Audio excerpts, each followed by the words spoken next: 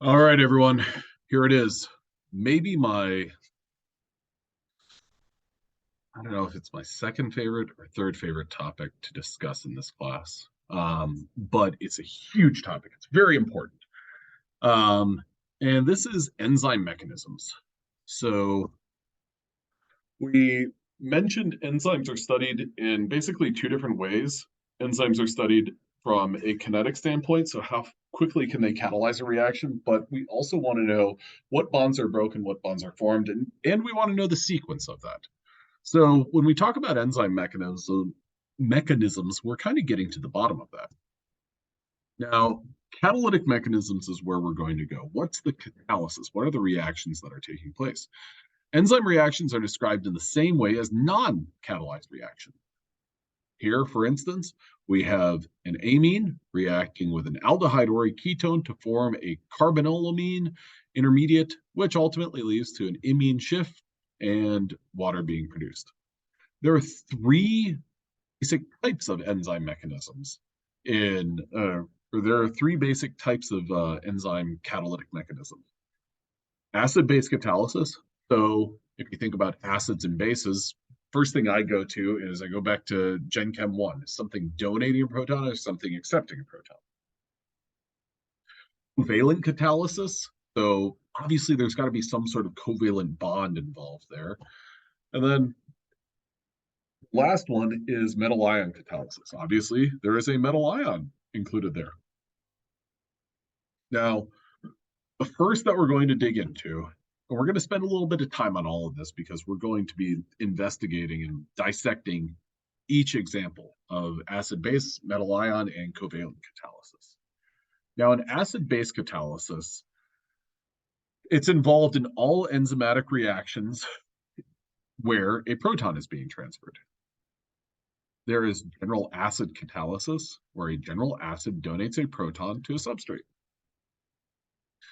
The enzyme active site residue must be protonated. So general acid donates a proton to a substrate. So the proton leaves the enzyme and goes to the substrate, making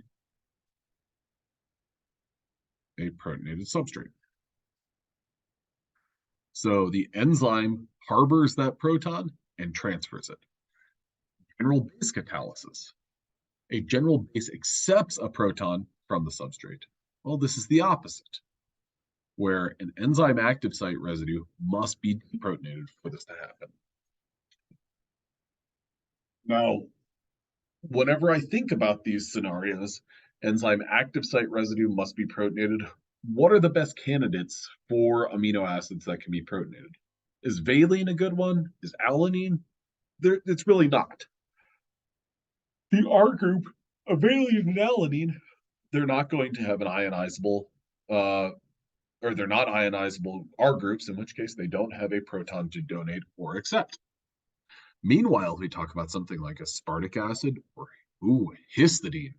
That's the sweet one right there. Histidine is highly likely to have a proton that it can share, or that a proton that it can donate. Likewise, histidine can pretty easily be deprotonated. Therefore, histidine can accept a proton. Now, with that in mind, we have a third type of acid-base catalysis known as concerted acid-base catalysis. A general acid and a general base both participate in the reaction. So it's kind of the best of both worlds. Both acid and base catalysis are taking place, in which case we've got one active site residue that's protonated and one active site residue that's deprotonated. So one active site residue can donate a proton while another active site residue can accept a proton. And this is, of course, donating to the substrate and accepting from the substrate.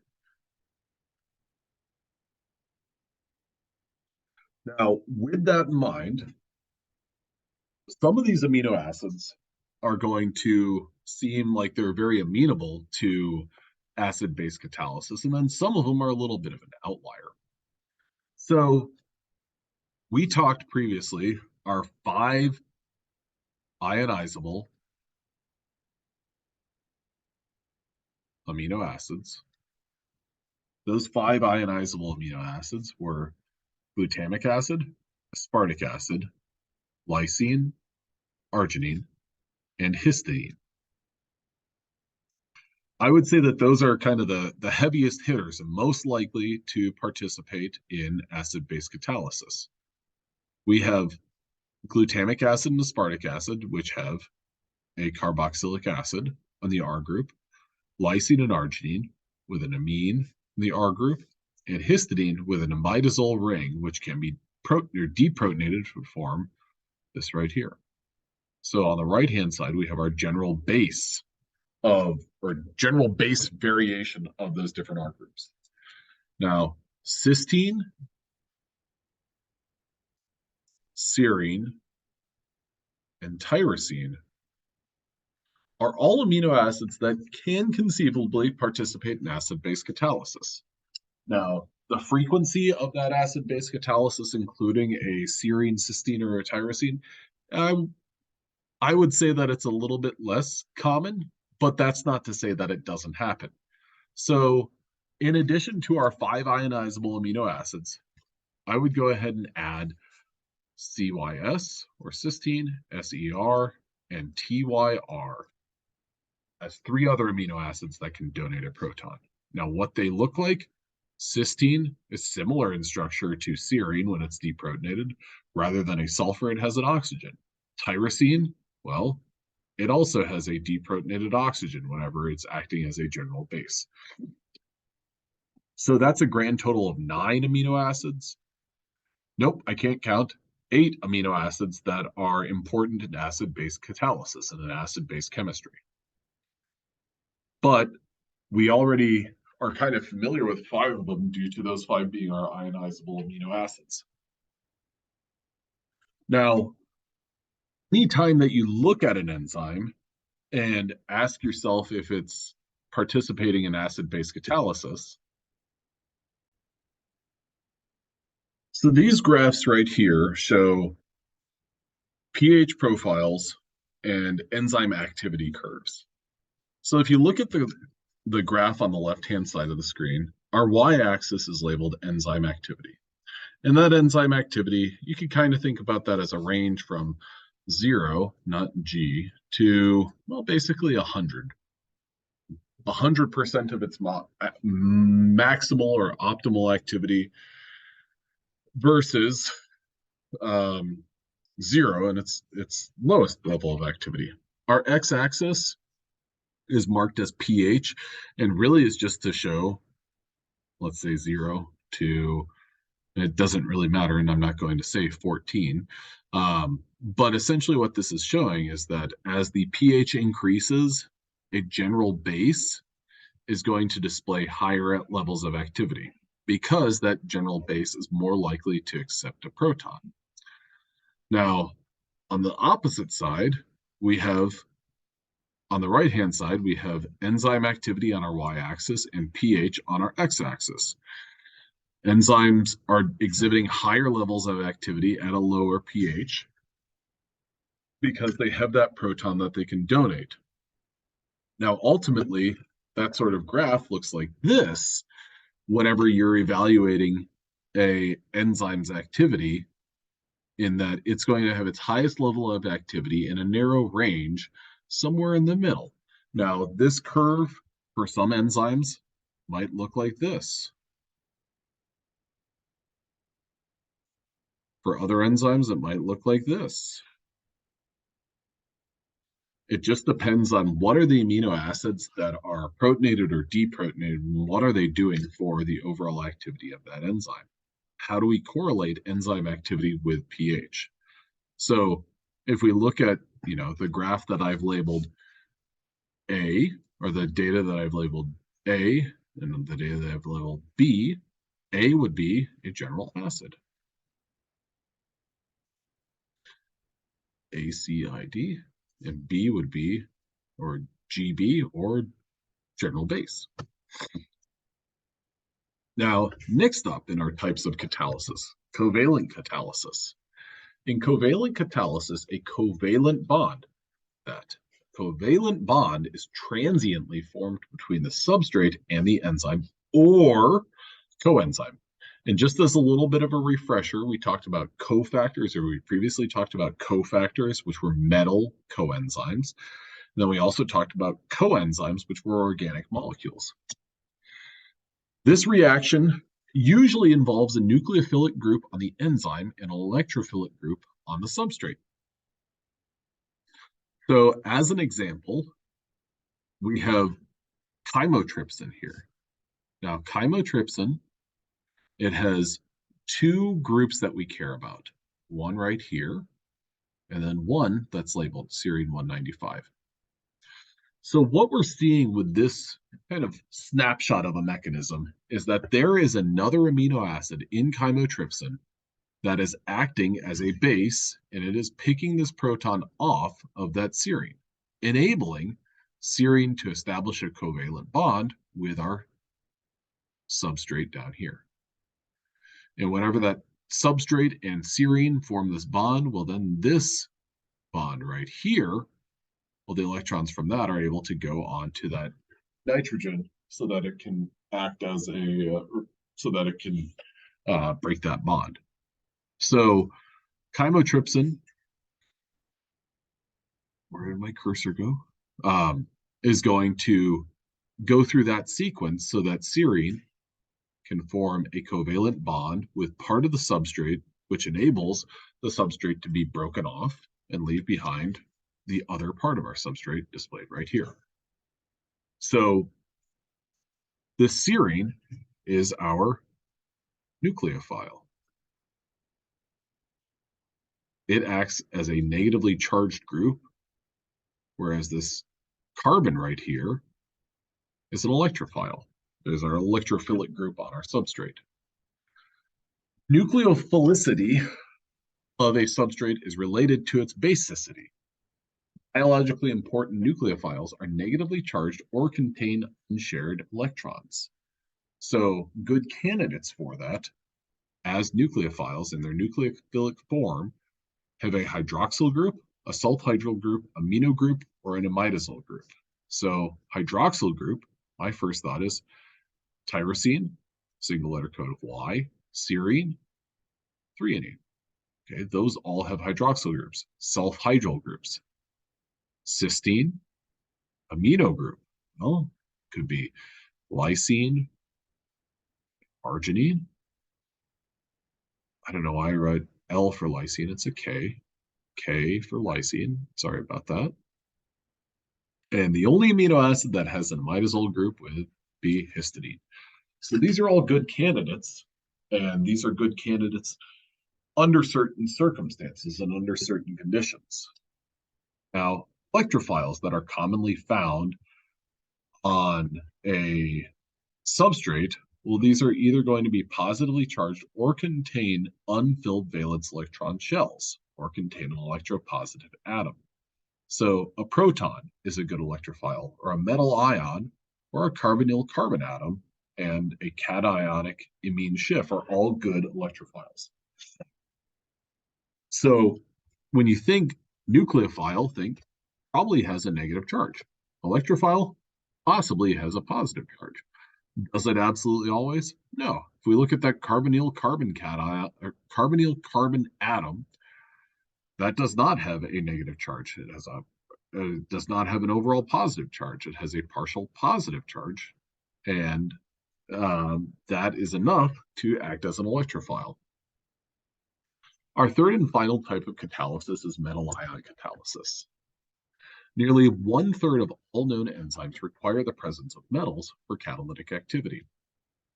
Metalloenzymes contain tightly bound metal cofactors such as Fe2+, Fe3+, Cu2+, Zn2+, Mn2+, or CO2+.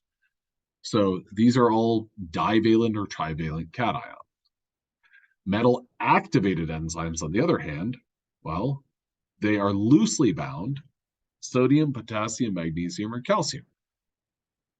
These are metal activated cations that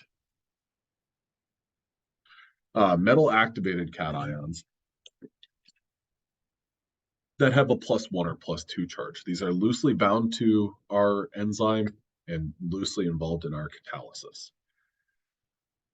So with that, metal ions also include a type of terminology. When that metal ion is bound to the enzyme, that enzyme is considered to be in its um, active form and is referred to as the halo enzyme. Whereas when that metal ion is absent, that's considered to be the apo or inactive form of the enzyme. Now, here's our first mechanism that we're going to get in. Ribonuclease A. This is an enzyme that we previously talked about when we were talking about protein structure and protein folding. This is an enzyme that Dr. Christian Anfinsen studied. He said, all right, well, I know RNase A will cut up RNA, good. RNase A is pretty easily purified, good. What I'm going to do is add a bunch of urea and DTT, and I'm going to unfold this enzyme, and then I'm going to remove the urea and the DTT, and I'm going to see if the enzyme refolds. Lo and behold, it did. So that's one place in which we previously talked about ribonuclease A. But here we're going to talk about it in terms of catalysis. Anytime that you look at an enzyme mechanism, it's important to see the enzyme and to see the substrate. Now, our substrate is RNA. That's labeled. And I'm going to draw a circle as best I can to get only the atoms of our RNA. Well, it's not even going to be a circle.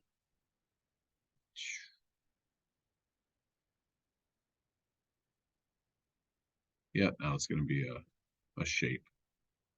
So in the center here is our RNA. That is our substrate, which I will label substrate. Now, what that means is that we have our enzyme, which is an enzyme is a protein that is made up of amino acids, because we know proteins are made up of amino acids. And we see histidine 119 and histidine 12. Histidine is an amino acid. Histidine 119 is one of the amino acids in the polypeptide sequence of the enzyme ribonuclease A. Histidine number 119 has a proton. It also has a positive charge. Histidine number 12, that same imidazole ring, well, it does not have a proton, and in fact has a lone pair of electrons. So histidine here is protonated, and it's deprotonated. And these two different forms of histidine make up our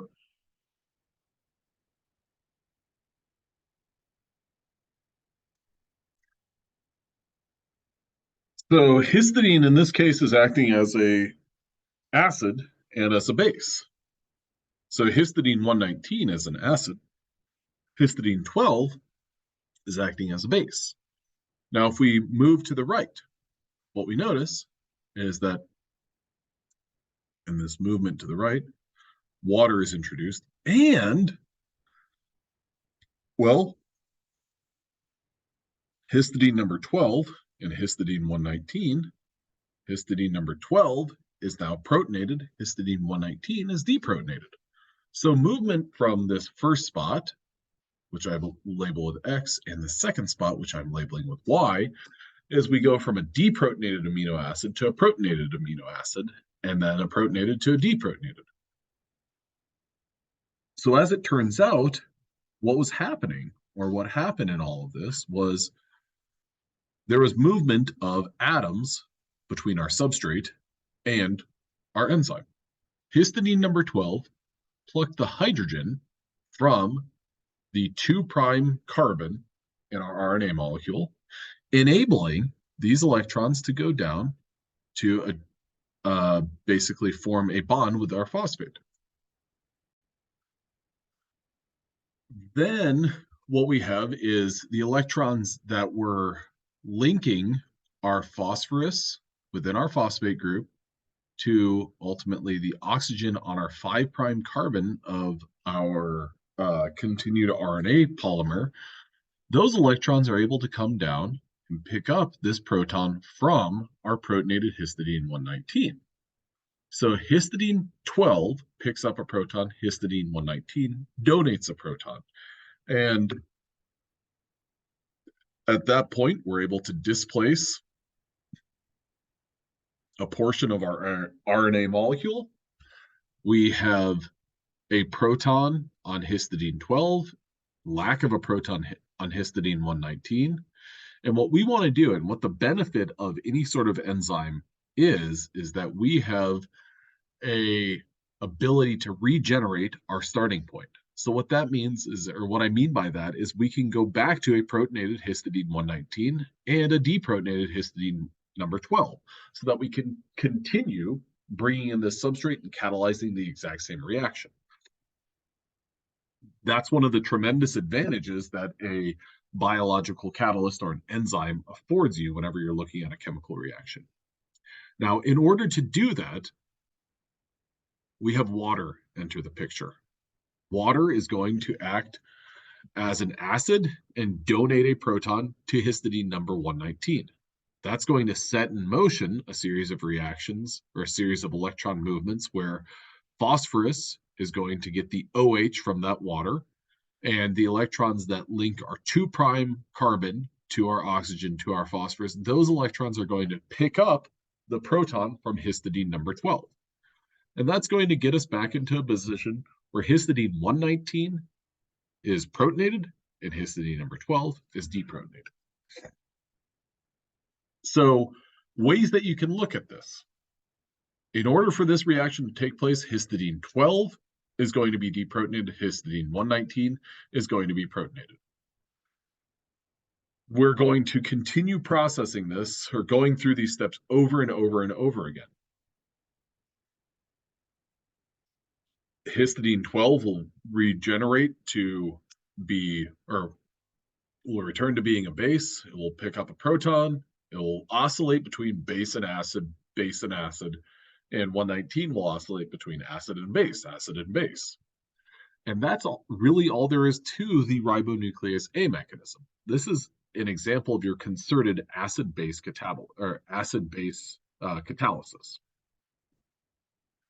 Next up is carbonic anhydrase. Before I even proceed on this slide, we talked about acid-base catalysis, where we had an amino acid acting as an acid and an amino acid acting as a base. Here, if you look at any of one of these 4 cells, one of the things that I see is histidine. Now, what do I know about histidine? Histidine has that imidazole ring, and so it can be either protonated or deprotonated. When it's deprotonated, it has a lone pair of electrons and no overall charge. The next thing that I see is this right here, Zn2+, a zinc ion. Okay, a zinc ion is present. And what do I know about zinc ions? Well, they're commonly involved in metal ion catalysis. And lo and behold, that's exactly what type of catalysis we're looking at here. The enzyme carbonic anhydrase, which takes CO2 and H2O to produce HCO3 and a single proton. Well, that is a reaction catalyzed by a metal ion catalyzing enzyme. Now, that metal ion, zinc 2+, is going to be bound by 3 different histidines. Those histidines are going to hold that zinc in place, and that zinc is going to coordinate and hold on to a water molecule. Now, when it holds on to that water molecule, here's what it does. Water's interaction with zinc 2+ decreases the pKa of water from 14 to 7.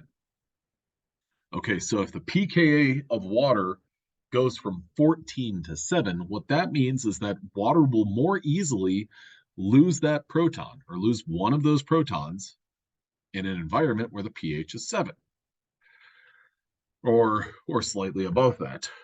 So this is going to increase the concentration of OH at the active site.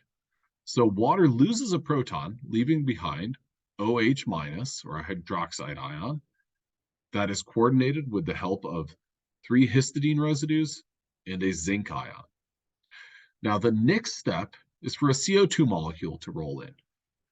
This zinc OH complex has some lone pairs of electrons that are able to attack this carbon in the center of carbon dioxide. That can be stabilized by these electrons moving out to one of our oxygens, giving us a negative charge on that oxygen, and that negative charge on that oxygen is then attracted to and stabilized by our zinc 2 plus ion. So what we end up with here is an HOCO2 or HCO3. That HCO3 is then going to be displaced by H2O, returning us to a position where we can repeat this process.